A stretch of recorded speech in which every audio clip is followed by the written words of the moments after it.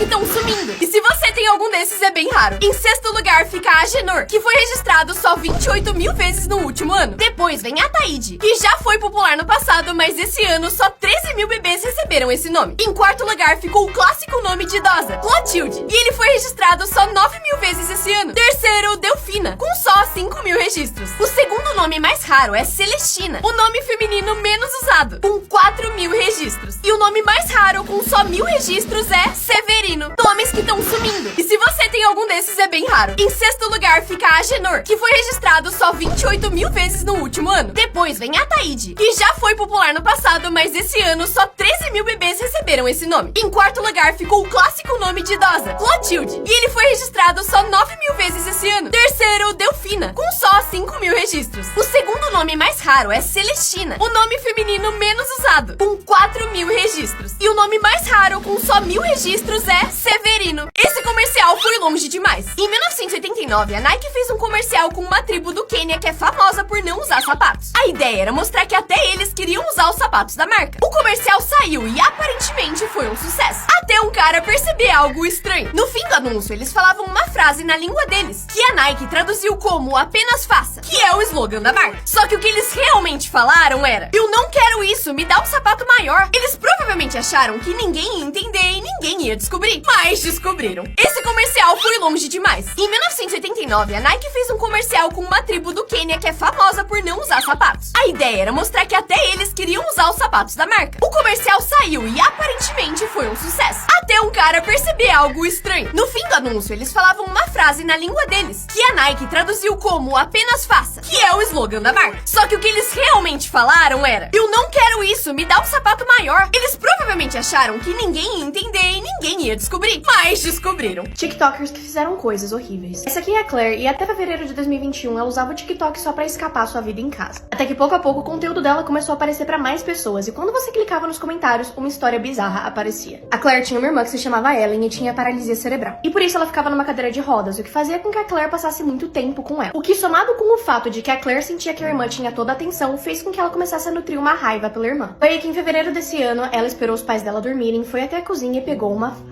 Ela então entrou no quarto da irmã dela, tirou a vida dela, foi pro lado de fora, postou seu último TikTok e esperou os policiais chegarem. Foi só no momento em que os policiais e a ambulância chegaram que os pais dela acordaram e entenderam o que tinha acontecido. E o crime foi tão violento que o estado da Pensilvânia decidiu que mesmo que ela fosse uma menor de idade na época, ela deveria responder como uma adulta. Coisas que você não sabia pra que serviam. Vocês já olharam pros assentos de ônibus e se perguntaram por que eles são assim? Eles têm uma cor meio estranha, com os desenhos meio estranhos? Não, não é porque o designer tem muito mau gosto. A cor dos assentos e os padrões de design que tem neles são feitos estrategicamente pra esconder, por exemplo, sujeira. E vocês vão se surpreender no quanto que ele realmente esconde. Ou seja, sabe aquele assento de ônibus que você acha que tá sujo? Tá 3 vezes pior. O material também é à prova de água e fogo. É necessário, considerando os incidentes que acontecem. Os padrões geométricos normalmente impedem que você consiga ver vandalismos ou pichações que possam ter no banco. Próximo, sabe aqueles saquinhos que dizem não coma, que normalmente vem dentro de pacote? Aquilo também tem uma função. Esses saquinhos contêm sílica, que absorvem a umidade do ar e ajuda a fazer com que a sua comida, por exemplo, não embolore. Vocês já viram esse tipo de copo de festa que tem uma linha? Essas linhas, na verdade, servem pra ser um guia na hora de colocar a bebida. A primeira linha coloca a quantidade de licor que você deve colocar. A segunda linha é pra vinho. A terceira linha é exatamente uma medida de uma lata de cerveja. O inventor disse que isso não foi intencional, mas que essas medidas acabam funcionando muito bem.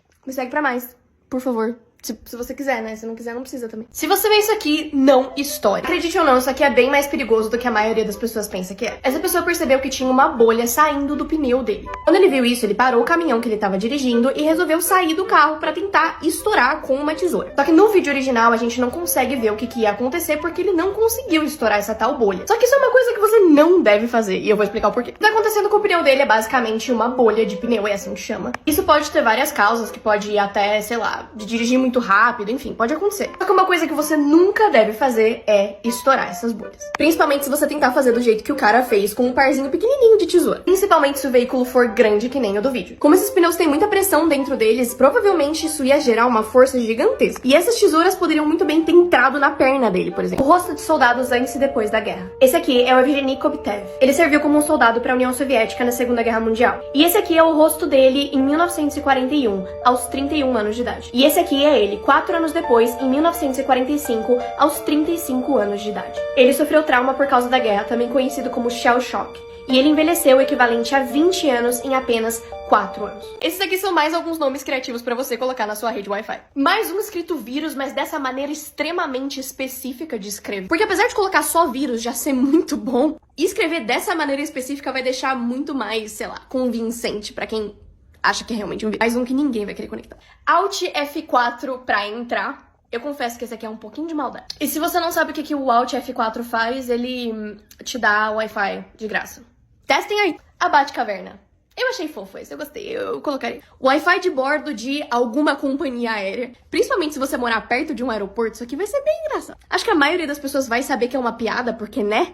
O avião tá no céu. Mas algumas pessoas vão sair e olhar pro céu pra procurar o avião. E vai ser bem engraçado. Eu estou observando. Esse aqui é extremamente assustador. Se você é paranoico, boa sorte. Mas é engraçado de colocar também. Se vocês tiverem alguma outra ideia que vocês acharem genial, coloca aqui nos comentários. Esse voo foi cancelado e salvou a vida de quase 100 pessoas. Dia 2 de fevereiro de 2016, um homem que tava com uma bomba escondida no seu notebook tava tentando embarcar num voo que ia da Somália pra Turquia. Ele já tinha planejado tudo, do lugar onde ele ia sentar, a altitude que ele ia ativar a bomba, pra maximizar o dano que ele ia causar. Só que momentos antes dele embarcar, o voo foi cancelado. E todo mundo ia ter que entrar num voo diferente. Só que além do atraso, um novo voo faria com que ele tivesse que sentar num lugar diferente. Mas apesar disso, ele continuou com o plano dele. E apenas 15 minutos depois do voo decolar, ele detonou a bomba. E como ele teve que mudar os planos, a altitude ainda não estava suficiente para que a bomba chegasse no tanque de combustível, o que causaria uma explosão catastrófica. Ao invés disso, a explosão causou só um buraco no avião, e o dano foi tão pequeno que eles conseguiram pousar o avião com segurança. E a única pessoa que faleceu foi o homem que detonou a própria bomba. Coisas do dia a dia que você provavelmente faz errado. Se você, como eu, adora tomar banho e tomar mais de um banho por dia, você tá errado. Calma que eu vou explicar. Alguns estudos mostraram que tomar muito banho pode tirar as bactérias e os óleos que são bons pra sua pele. E tira o equilíbrio natural do corpo e pode causar alguns problemas de pele. Você provavelmente tá passando desodorante errado. A maioria das pessoas passa desodorante depois que eles tomam banho de manhã, e isso tá errado. Se você olhar o rótulo da maioria dos desodorantes, eles te ensinam a maneira certa de usar, que é colocar antes de você ir dormir à noite. Isso é porque você é menos ativo à noite, ou seja, você transpira bem menos quando você tá dormindo. E por isso sua pele absorve mais do ativo do desodorante, e ele acaba funcionando melhor. Esse até eu fazer errado. Número 3, pasta de dente. Os testes fizeram acreditar que você precisa colocar uma linha de pasta de dente na sua escova. Isso, na verdade, não é verdade, e você não precisa fazer tudo isso. Eles mostram isso nos comerciais, primeiro porque é mais bonito, segundo porque vai fazer você usar mais pasta de dente e comprar pasta de dente mais frequentemente, enquanto a verdade é que você só precisa de um pontinho de pasta de dente pra você conseguir limpar a sua boca inteira. Também vai te fazer economizar dinheiro. Se você vê isso na praia, corra e peça ajuda. Primeiro, ondas quadradas. Se você vê isso na praia, eu recomendo que você não entre na água. Esse fenômeno acontece quando ondas batem uma na outra de ângulos opostos. Esse efeito é chamado de cross sea, ou tipo mar cruzado. E ele é perigoso o suficiente pra te afogar ou até derrubar barcos. Segundo, caravela portuguesa. Se você vê qualquer uma dessas na praia, fique longe. Elas são alga-vivas bem perigosas e encostar nelas pode ser bem doloroso. Não vai machucar o bicho também. Deixa o bicho quieto. Fica longe, mas deixa o bicho. Terceiro, esse tipo de caracol que tem esse padrão na casca. Eles são bem bonitos, mas se você vê algum na praia, é importante que você mantenha a distância também. É um dos caracóis mais perigosos do mundo porque ele tem um tipo de veneno bem perigoso. Ele também tem uma quantidade de veneno muito alta. O veneno dele pode te dar paralisia muscular, o que pode parar seu coração e os seus pulmões e pode te levar à morte. Então fica longe. As maiores coisas que já foram roubadas. Em primeiro lugar, temos uma árvore. Em 2012, um grupo de ladrões resolveu roubar uma árvore que tinha 800 anos de idade, quase 3 metros de largo. Eles então começaram a cortar a árvore e quando eles chegaram na metade, eles resolveram ir pra casa pra descansar. Até que encontraram a árvore cortada pela metade e resolveram simplesmente cortar o resto e deixar a árvore decompor. Depois de alguns dias, os ladrões voltaram e viram que a árvore estava simplesmente cortada por inteiro. Então, levaram a árvore pra casa. Eu pergunto pra vocês que ainda é um mistério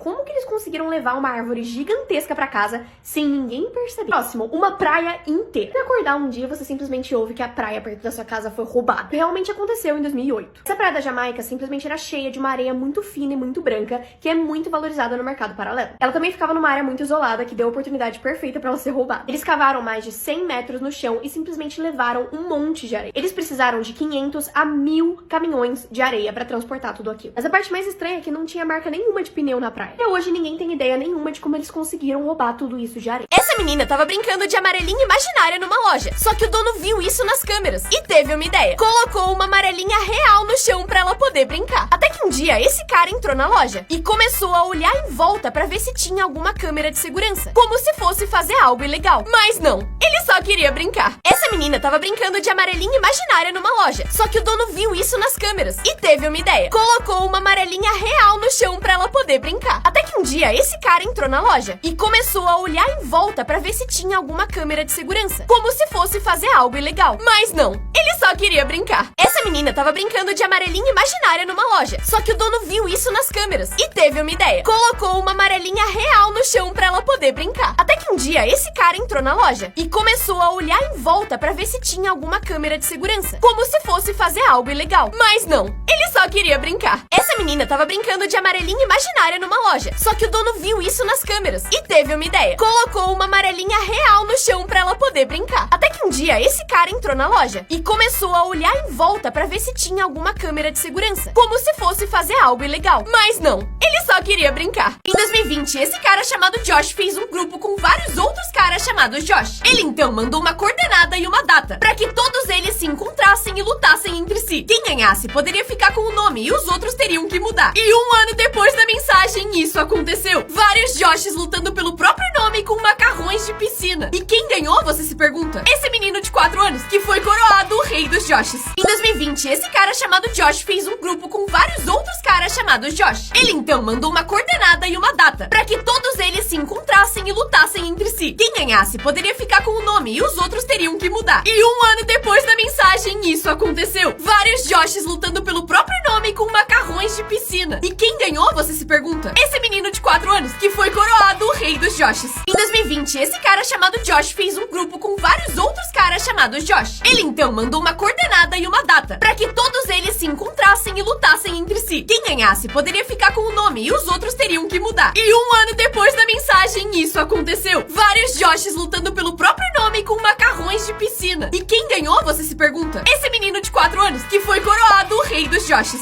Esse mecanismo te coloca na cama automaticamente. Quando ele pega o pijama na cama, isso derruba o abajur e coloca o lençol direitinho. Enquanto você coloca o pijama, ele posiciona os travesseiros pra você. E quando você deita, o peso no colchão derruba o edredom e te cobre. Ele até coloca a máscara de dormir. E aí você dorme com a cama perfeita depois de ter só colocado o pijama. Esse mecanismo te coloca na cama automaticamente. Quando ele pega o pijama na cama, isso derruba o abajur e coloca o lençol direitinho. Enquanto você coloca o pijama, ele posiciona os travesseiros pra você. E quando você deita, o peso no colchão derruba o edredom e te cobre. Ele até coloca a máscara de dormir. E aí você dorme com a cama perfeita depois de ter só colocado o pijama. Esse mecanismo te coloca na cama automaticamente. Quando ele pega o pijama na cama, isso derruba o abajur e coloca o lençol direitinho. Enquanto você coloca o pijama, ele posiciona os travesseiros pra você. E quando você deita, o peso no colchão derruba o edredom e te cobre. Ele até coloca a máscara de dormir. E aí você dorme com a cama perfeita depois de ter só colocado o pijama.